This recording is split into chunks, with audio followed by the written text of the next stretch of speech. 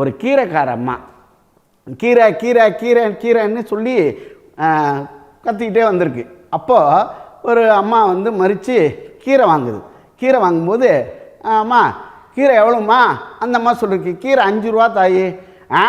எங்கள் ஊரில் 4 ரூபான்னு கிடக்கு, நீங்கள் நான் 5 ரூபான்னு விற்கிற அப்படின்னு பேரம் பயங்கரமாக பேசி கடைசியில் ஒரு 4 கட்டு வாங்கிடுச்சு. 16 ரூபா பேசி சரி அது எல்லாம் கொடுத்தாச்சு. கொடுத்து காசெல்லாம் முடித்தோடனே அந்த அம்மா கொஞ்சம் தண்ணி கொடுத்தாயின்னு கேட்டிருக்கு.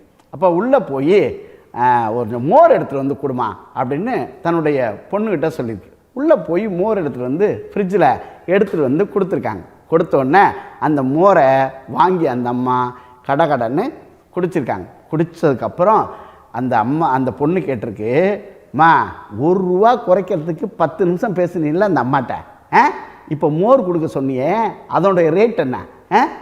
அப்போ அந்த அழகாக சொல்லித்தான் அந்த அம்மா, நான் கீரை வாங்கினேன் இல்லையா அது வியாபாரம், ஆனால் மோர் கொடுத்தேன் இல்லையா அது மனிதாபிமானம். ரெண்டுத்தையும் குழப்பிக்கக்கூடாது. கீரை என்பது வியாபாரத்திற்காக, ஆனால் மோர் கொடுத்தது என்பது என் உள்ள அன்பிலிருந்து கொடுத்தேன். அது எத்தனை ஆயிரங்கள் வேணுமானாலும் கொடுக்கலாம்.